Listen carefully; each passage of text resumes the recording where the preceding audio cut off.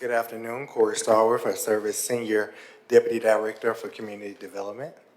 And so this item before you is for the purchase of North Birmingham School in the amount of $650,000. So I believe we have a typo here on the amount, but that is $650,000. If you recall, our office received an appropriation from Congresswoman Sewell about a year ago in the amount of $3 million to invest in do rehabilitation projects in North Birmingham. And so we will be using a portion of that $3 million that we receive to purchase the school. Do we have a developer, or are we out looking for one? So we will be looking for one. First, we want to do our due diligence in-house with an engineering firm just to test the soil, as well as determine if the building, can be used for affordable housing. And once we get those details, we will put those details in an RFP where we will be seeking a developer to either rehab the school into affordable housing or the commercial and social services. But we need to determine that first before we put out the RFP. Shouldn't we do that ahead of time before we actually pay for it?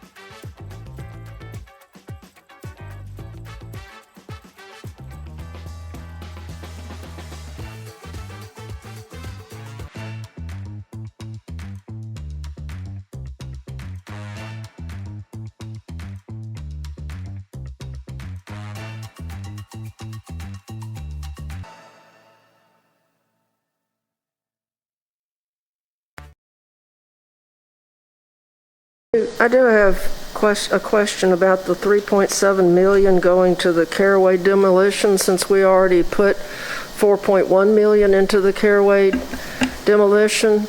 How much does the Caraway demolition cost in total?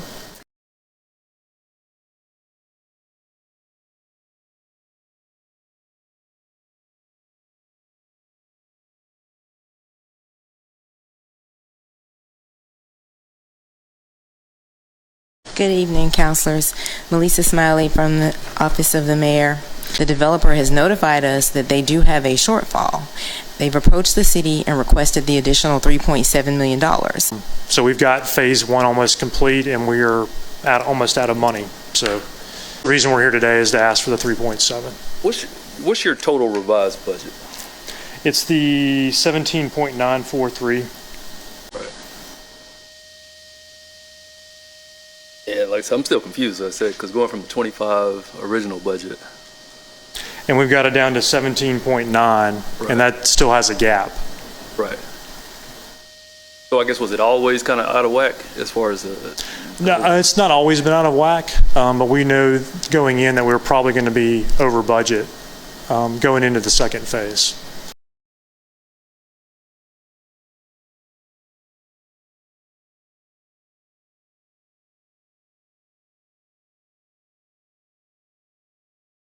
All right, I'm just having trouble marrying up the savings versus the overruns.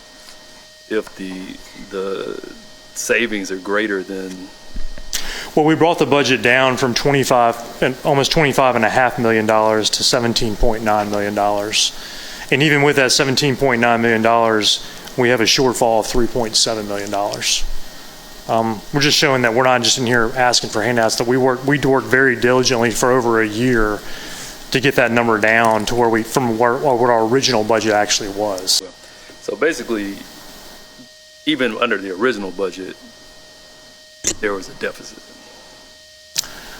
So I guess if you were still operating under your original budget today, there would be a deficit. We wouldn't do the project because we wouldn't. That's why we had to work to get to this revised budget, and we've only let part of this revised budget to date. So if we can't get this additional funding, we'll have to stop after phase 1 of demolition and figure out how we're going to fund $3.7 million of additional cost.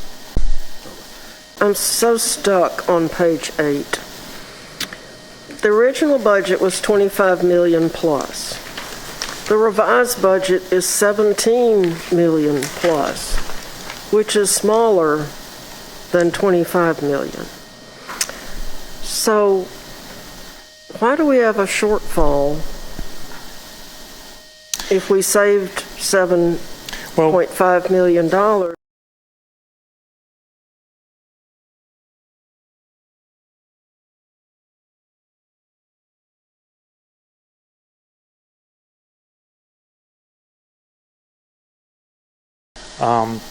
To answer your question about the overall kind of sources and uses, the overall budget for demolition of phases 1 and 2 is $17.9 million.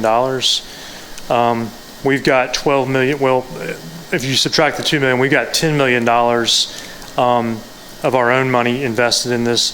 4.1 was a grant from the city, and the balance would be the 3.7 we're asking the city for today. I guess I'm still wound up with the $25 million original budget and how it went down, and we still need to give you money. Yeah, so I probably should not have put the $25 million budget in here, but the reason it was in here was to show the work that we did to reduce that budget over the course of a year. Okay, and what would happen if we decided that we didn't want to give you any more money? The contract, though our current demolition contract would end when he finishes phase 1, we would let him go home. So the rest of the demolition wouldn't happen, and all those crumbling buildings would just continue to crumble?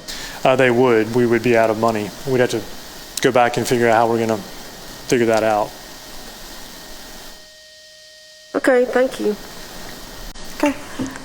We're going to go back to 17. Thank you, Madam Chairwoman. Please forgive me but you're in capable hands. All right, thank you. Amelia, come on back up. Last but not least, the Caraway demolition site remediation of $3.7 million. I do want to share this one in a little more detail. So I'll read this first. Demolition on the Caraway redevelopment project has already begun, as you know. Many of you all took advantage of the tour of the site. But the project has experienced a budget shortfall that is hindering progress. This investment will support, I want to be very clear about this, what this money's for. It supports the demolition of blighted properties to make way for affordable and other quality housing, which is an explicit use for ARPA funds. This investment is structured as a forgivable loan. This amendment to the existing Caraway agreement also includes a renegotiation of future revenues incentives in exchange for this additional upfront demolition funding. So while the council may have a lot of questions about phase 1 and phase 2 and phase 3 and detailed budgets, which I know don't exist today, what I would hope for is that this project is allowed to move forward. So additional costs is not accrued related to the completion of the demolition, which is why we have before you today. With that, Madam President and Council, that is a top line unless this body wanted me to go into any more detail.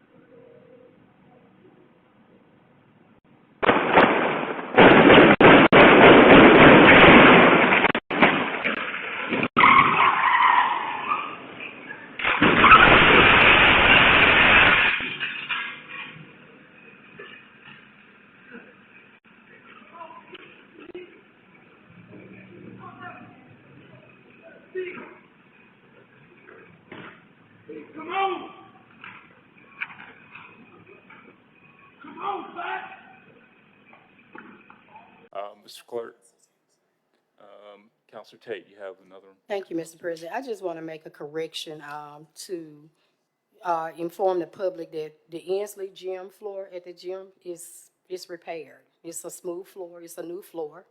I was there last month when the community development had a meeting there with the Ansley neighborhood. So the floor it's a smooth floor. It's a brand new floor inside the Ansley Rec Center. Specifically, she said the whole gym was fixed. She told us that it was fixed. I just want to hold my counselor accountable. Yeah, that's all I want to do. I understand what you want to do, but I got to protect my job.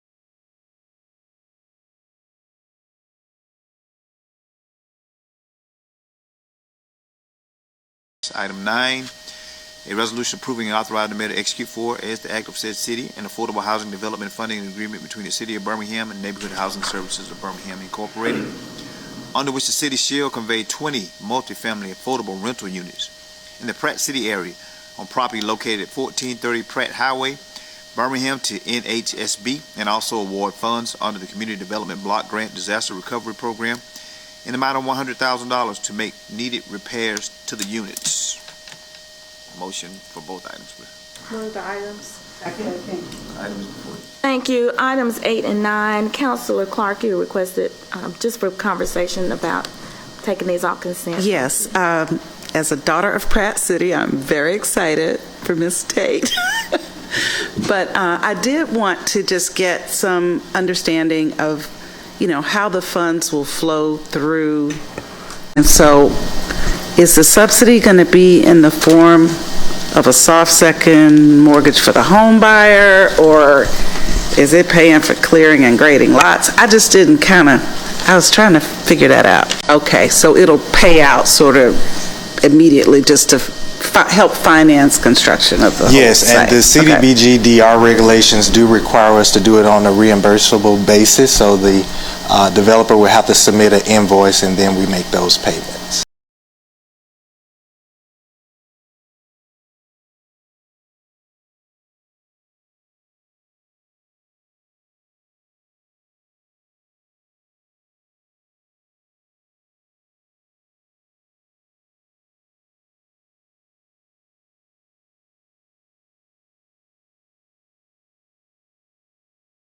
Is Monday, March 25th, 2024. Item number 20, down payment assistance agreement between the City of Birmingham and Neighborhood Housing Services of Birmingham, under which Neighborhood Housing Services of Birmingham will be awarded funds under the CDBG to administer the citywide Ready to Own Birmingham program, which will assist with down payment assistance and closing costs. This is for a term of 1 year and an amount not to exceed $600,000. We made two changes to it, one being increasing the contract amount for neighborhood housing services that will be administering the program.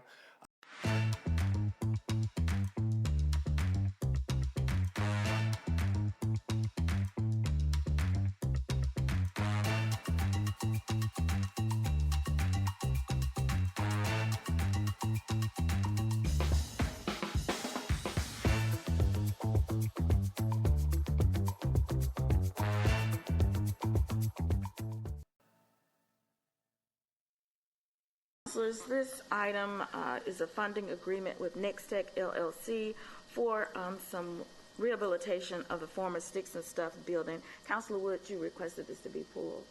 Yeah, interested in what's the current status of that site, that project currently, and then what's the kind of timetable of moving into what's being proposed today? Madam President, to Councilor Wood's question, Cornell Wesley of the Department of Innovation and Economic Opportunity will provide an answer related to an update on the old Sticks and Stuff building, which has a new name. So come on up, gentlemen. Thank you. Again, my name is Cornell Wesley, proudly serve as the Director for the Office of Innovation and Economic Opportunity. So what this does is it takes a blighted, neglected building in our central business district and turns it into a rehabilitated location for startup businesses graduating out of Innovation Depot. And so the city's investment of $400,000 a year for 5 years provides significant assistance as the project called for major reconstruction to make the structure usable.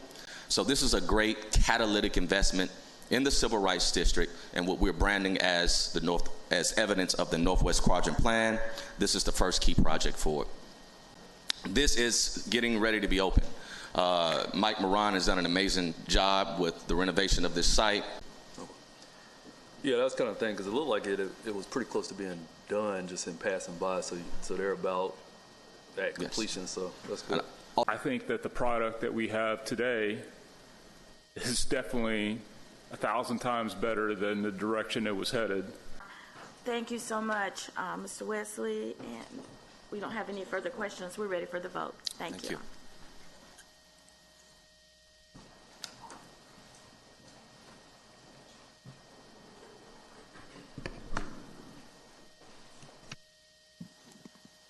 Councilor Clark. Vote you good. All right, thank you. Item number 10 passes.